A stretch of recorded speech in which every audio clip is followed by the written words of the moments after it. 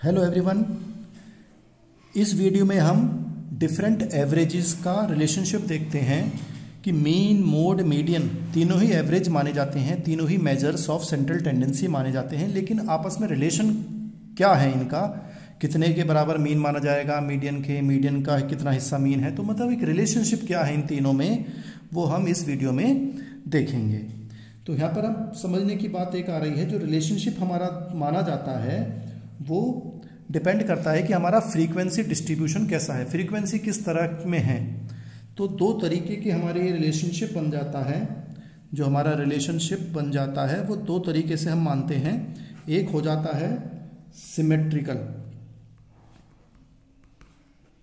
Symmetrical distribution कहा जाता है, और एक कहा जाता है असिमेट्रिकल।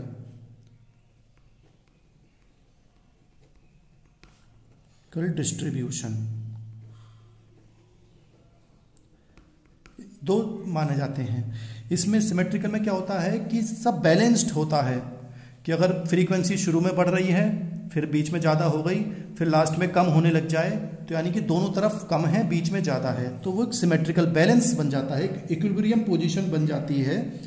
तो उसे हम सिमेट्रिकल डिस्ट्रीब्यूशन कहा करते हैं। तो हम पहले सिमेट्रिकल देख लेते हैं। सिमेट्रिकल डिस्ट्रीब्यूशन,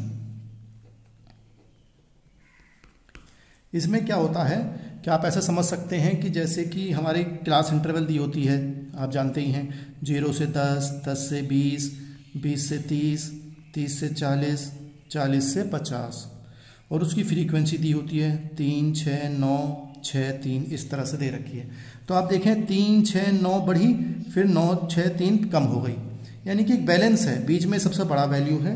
तो जो हमारा एक तरह से ग्राफिकल प्रेजेंटेशन हो जाता है वो बेल शेप्ड हो जाता है, घंटा जिसे कहते हैं, इस तरह से। तो ये बिल्कुल बीच में अगर आप वैल्यू निकालें तो मीन, मोड, मीडियन तीनों एक ही आएंगे इसके, यानी मीन बराबर मोड बराबर मीडियन, तीनों एक से ही बैठेंगे। तो तीनों आप साइन जानते हैं, मीन का साइन होता है, ये मोड का साइन होता है, ये मीडियन का साइन होता है, यानी माध्य, बहुलक और मध्य का। तो तीनों का ये एवरेज निकल कर आ जाता है, बैलेंस आ गया एक तरीके से। ये बेल शेप्ड मानी जाती है कर्व, ये जो कर्व बना है बेल शेप्ड कर्व बन जाता है, घंटा जैसे घंटा होता है मंदिर में, उस तरह से ये बेल शेप बन जाता है। तो फ्रीक्वेंसी अगर 3, 6, 9, 6, 3 है तो ये इस तरह का बनेगा। लेकिन अगर फ्रीक्वेंसी हमेशा हमें ऐसी तो मिलती नहीं है, तो दूसरा हिस्सा आता है हमारा असिमेट्रिकल डिस्ट्रीब्यूशन। क्योंकि जब हम प्रश्न करते हैं, आपने देखा होगा कि फ्रीक्वेंसी लाइन से थोड़ी मिलेगी कि 3, 6, 9 हो गई, फिर उतनी कम हो गई, पहले बढ़ी फिर कम हो गई। यहाँ पे 3, 6, 9, 10, 15 हो सकती है। तो एक तरफ को हो सकता है शुरू के पहले ज़्यादा हो, फिर नीचे के कम हो, कभी मिक्स हो सकते हैं। तो ये असिमेट्रिकल हो जाती है, ये तो सममित हो गई और ये असममित हो गई, यानी कि बैलेंस नहीं है ये। तब इस कंडीशंस में देखना पड़ेगा कि क्या सिचुएशन हमारी बन रही है। तो देखिए अब हम किस तरह से देखते हैं, ये असिमेट्रिकल पोजीशन है। एक तो कर्व हमारा बन सकता है इस तरह का, देखें इस तरह से चले, यहां तक आ गए। इसमें क्या होगा कि हमारा इधर की वैल्यू ज़्यादा है, आप देखेंगे जो दाहिने वाला एरिया है हमारा, राइट हैंड जो है हमारा, तो इसका वैल्यू अधिक रहेगा। मीडियन तो आप जानते हैं मध्य का क्या होता है, बीच की वैल्यू होती है, तो मध्य का तो बीच में हो ही गया मीडियन। लेकिन मीन आपका इधर आ जाएगा, जब आपने कोई भी इक्वेशन सॉल्व करेंगे ये मीन हो जाएगा, और इधर का हिस्सा हो जाएगा आपका मोड, जेड, ये जेड वाला हिस्सा हो जाएगा। यानी कि ये सबसे ज़्यादा, ये उससे कम, मध्य का तो बीच में ही रहना है, मीडियन का मतलब तो बीच की वैल्यू होती है, और ये जेड हो जाएगा। यानी कि मीन बड़ा है, फिर मीडियन बड़ा है, उससे छोटा जेड है। ये तो साइन आप जानते ही हैं, ग्रेटर देन, मीन बड़ा, फिर उससे छोटा मीडियन, उससे छोटा मोड हो गया। तो जब इस तरह की जो सिचुएशन बनती है उसे हम कहते हैं ये पॉजिटिव सिमेट्री हो गई। जो सिमेट्रिकल हम जो वैल्यू बना रहे हैं, पॉजिटिव सिमेट्री इज पॉजिटिव माना जाएगा। इसको हम इस तरह से भी लिख सकते हैं,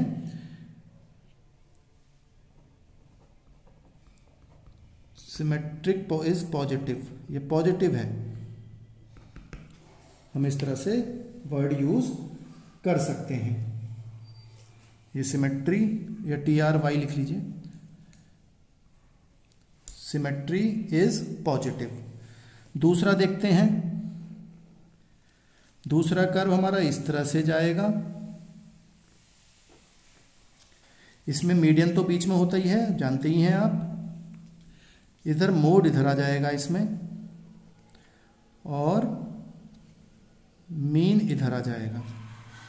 इसमें मोड ज़्यादा है, यानी कि मीन जो है वो छोटा है, मीडियन बीच में और जेड बड़ा है। इसमें इधर का एरिया ज़्यादा होता है, लेफ्ट साइड का बाईं ओर का एरिया ज़्यादा होता है, तो ये सिमेट्री निगेटिव मानी जाती है। Symmetry is negative. तो ये समझने की बात है कि दो तरह के हमारे बन जाते हैं, या तो इस तरफ का बनेगा या इस तरह बनेगा, और सब कुछ बैलेंस है तो हमारा सिमेट्रिकल बिल्कुल बीच की वैल्यू बढ़िया बन जाएगी। तो ये दो ग्राफ होते हैं, ये पॉजिटिव होता है जब मीन इधर है बड़ा है, मीडियन छोटा है, मोड उससे छोटा है, तो पॉजिटिव सिमेट्रिक मानी जाती है, और ये नेगेटिव मानी जाती है। इसमें इधर का हिस्सा ज़्यादा है, इसमें इधर का हिस्सा ज़्यादा है। तो ये समझने के लिए मैंने आपको ग्राफिकल बता दिया।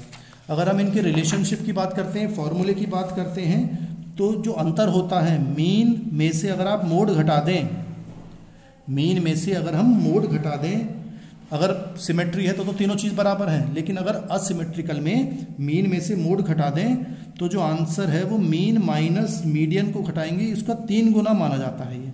This is equal to 3 times of mean minus median. एक ये रिलेशनशिप बन जाता है कि इसकी वैल्यू और इनकी वैल्यू बराबर आएगी अगर हम कोई प्रश्न करते हैं तो। इसको दूसरी नज़रिए से हम लिख सकते हैं, अगर जेड अलग से निकालना हो तो इस इक्वेशन से जेड निकल जाएगा, जेड इधर आ गया, मीन इधर चला जाएगा, तो ये आपका हो जाएगा 3 मीडियन माइनस 2 मीन। इसको हम सॉल्व करें तो इस तरह की इक्वेशन बन सकती है। दूसरी बन सकती है आपकी, अगर हम मीडियन अलग करना है तो मीडियन इक्वल टू हो जाएगा 1/3 2 मीन माइनस जेड, ये इक्वेशन भी बन सकती है इससे। और मीन अलग निकालना है तो ये 1/2 3 मीडियन माइनस जेड। तीनों इक्वेशन इस तरह से, इस इक्वेशन से तीनों इक्वेशन बन सकती हैं। अगर कोई परेशानी है तो मैं आपको बता देता हूँ कैसे बनाते हैं हम ये पहली इक्वेशन। देखिए पहली इक्वेशन स्टार्टिंग वाली असली इक्वेशन है ये 3 मीन माइनस मीडियन। तो अगर हमें जेड इक्वल टू करना है तो देखिए हम कैसे कर सकते हैं, mean minus Z equal to 3 से इसे भी गुणा करते हैं, 3 से इसे भी गुणा करते हैं, तो ये 3 मीन माइनस 3 मीडियन। हमें जेड इधर रखना है, जेड को एक तरफ रख लें तो माइनस जेड इधर है ही, ये इधर चला गया, 3 मीन माइनस 3 मीडियन, तो ऐसा ही मीन इधर आ गया तो ये माइनस का हो गया। अब ये minus Z equal to 3x mean में से एक मीन घटा दो तो कितना बचेगा, 2 मीन माइनस 3 मीडियन। अगर हमें जेड निकालना है क्योंकि पॉजिटिव है तो हम सबके साइन बदल देंगे, ये जेड प्लस हो गया तो ये माइनस के 2 मीन हो जाएंगे और ये प्लस के मीडियन हो जाएंगे। हम तीनों के साइन बदल सकते हैं, अगर साइन बदलना है तो हमें सबके साइन बदलने पड़ते हैं। तो हमारा जेड इक्वल टू क्या हो जाएगा, ये 3 पहले लिख लो, 3 मीडियन माइनस 2 मीन, ये इधर लिख दो, ये इधर लिख दो, उससे कोई फ़र्क नहीं पड़ता है। तो ये इक्वेशन हमारी देखिए यही वाली बनकर आ गई जो हमने पहली बनाई, 3 मीडियन माइनस 2 मीन। आप कहें तो मैं दूसरी बना देता हूँ, देखिए मीडियन वाली देख लेते हैं। मीडियन तो पहले वही लिख लेते हैं, mean minus mode equal to 3 mean minus median है। अगर हमें मीडियन निकालना है अलग तो हम पहले वो सॉल्व कर लें, mean minus mode equal to 3 mean minus 3 median. Median को हम इधर ले आते हैं, 3 मीडियन इक्वल टू माइनस का प्लस हो गया, बाकी सब दूसरी तरफ ले जाते हैं, 3 मीन ऐसे ही रहेगा, ये इधर चला गया, एक्स बार माइनस में प्लस के जेड हो गए, जब इधर आ गए तो प्लस हो गया। 3 मीडियन इक्वल टू कितना हो जाएगा, 3 मीडियन मीन है, ये एक मीन है, जब खाली एक्स बार लिखा हुआ तो एक मीन माना जाएगा, तो ये 2 मीन हो गया प्लस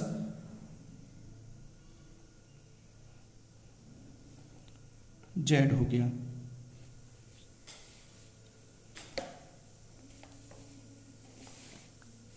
ये प्लस है यहाँ पर,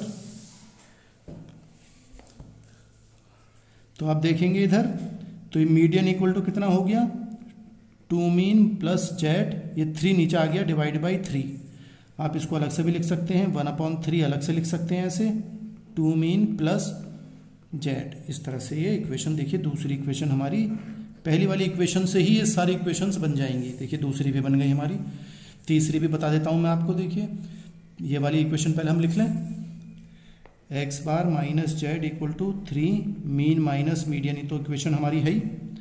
अब हम इसकी हेल्प से मीन इक्वल टू करके निकालना है। देखिए मीन वाली निकाल लेते हैं, तो पहले अलग खोल लें इसे इक्वेशन को, 3 मीन माइनस 3 मीडियन। मीन हमें निकालना है तो मीन एक तरफ लिख लेते हैं, मीन ये इधर आ गया माइनस के 3 मीन, और ये इस तरफ रह गया माइनस के 3 मीडियन, ऐसे ही रह गया, ये प्लस के जेड हो गया। ये माइनस के 2 मीन बचे, क्योंकि एक ये प्लस का मीन है, ये 3 माइनस के हैं, तो 2 प्लस के माइनस के बच गए, और ये ऐसे ही रह गया माइनस 3 मीडियन प्लस जेड।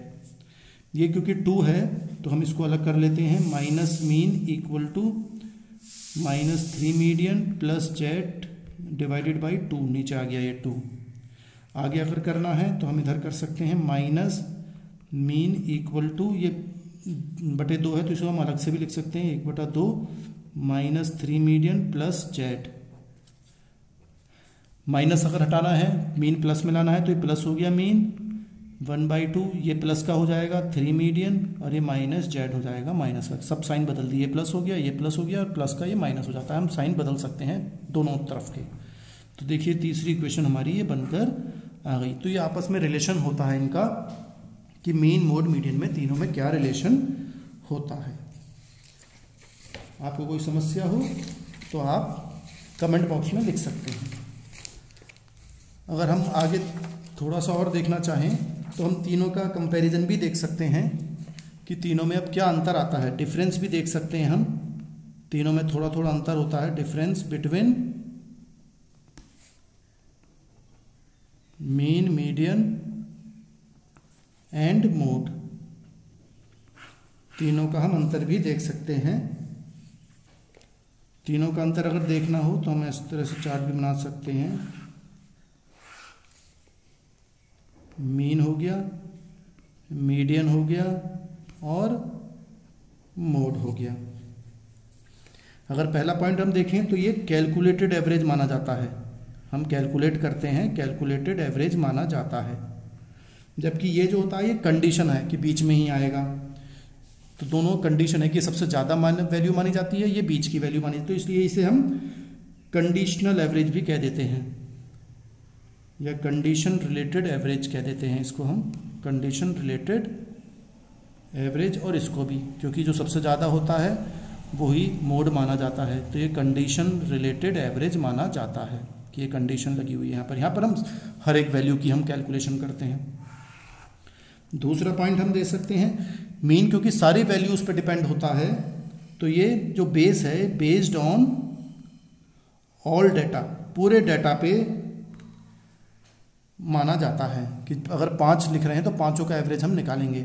लेकिन मीडियन जो होता है ये सेंटर वाला होता है, तो ये जो माना जाता है ये आइटम सेंटर का है, it is item of centre, centre है। और ये डिवाइड करता है, divide series into 2 equal parts, दोनों पार्ट्स में बराबर बांट देता है ये, आधे इधर बीच में वैल्यू रह जाती है। ये वाला जो होता है यहां पर बिल्कुल सेम ऐसे ही रहता है, it is item in which the centralization जो होता है, in which the centralization of items of series remains, यहाँ पे वैसे ही रहेगा, यहाँ पे कोई चेंज हम नहीं करते हैं, आधा आधा नहीं बांटते हैं, जो सबसे ज़्यादा वैल्यू होती है वही माना जाता है। एलजेब्रिक की बात करें तो यहाँ पे हम एलजेब्रिक कर सकते हैं, एलजेब्रिक एनालिसिस हम कर सकते हैं, यानी कि हम कंबाइंड भी निकाल सकते हैं, लेकिन यहाँ पर ये पॉसिबल नहीं है। एलजेब्रिक एनालिसिस यहाँ पे नॉट पॉसिबल, ये यहाँ पे हम नहीं निकाल सकते, ये चीज़ यहाँ पर भी नहीं निकाल सकते, नॉट पॉसिबल। यहाँ पर हम कंबाइंड मीडियन है, कंबाइंड मोड नहीं निकाल सकते। यहाँ पर निकाल सकते हैं कि एक क्लास का एवरेज इतना आया, दूसरी क्लास का इतना है, तो दोनों को मिक्स करके हम एलजेब्रिक इक्वेशन बना सकते हैं, कंबाइंड कर सकते हैं। यहाँ पर ये ग्राफ से पॉसिबल नहीं है, अभी मैंने बताया not possible to calculate through graphic method. Graphic method से पॉसिबल नहीं है, ये पॉसिबल है और ये भी पॉसिबल है, ये हम ग्राफ से हम कैलकुलेट कर सकते हैं। यहां पर देखेंगे आप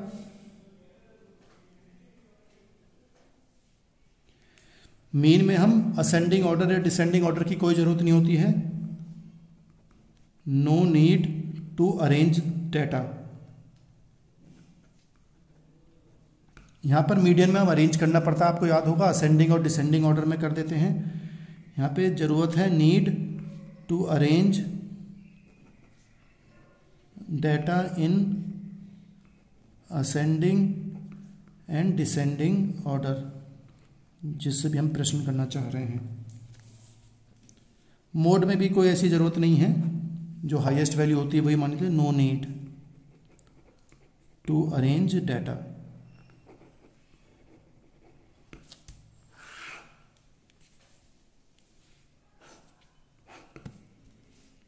यहां पे हम कंबाइंड मीन निकाल सकते हैं। Combined mean can be calculated, लेकिन यहां पर कंबाइंड मीडियन नहीं निकाल सकते। Combined median cannot be calculated. ऐसे ही कंबाइंड मोड भी नहीं निकाल सकते। Combined mode cannot be calculated.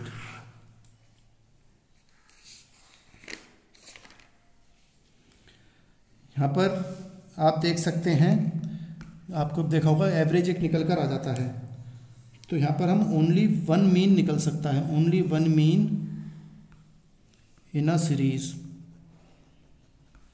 Median भी एक ही आएगा, only one median in a series, लेकिन मोड ज़्यादा हो सकते हैं। There can be more than one mode, एक मोड से ज़्यादा निकल सकते हैं। तो ये कुछ डिफरेंसेस हैं जो क्वेश्चंस एग्जाम में आ जाते हैं कि what is the difference between mean mode median, तो हम ये पॉइंट्स हम उसमें लिख सकते हैं। तो इस तरह से ये डिफरेंसेस भी पता लग गए और हमने रिलेशन भी देख लिया आपस में, इनका तीनों का रिलेशन क्या होता है। कोई समस्या हो तो you can write in the comment box. Thank you.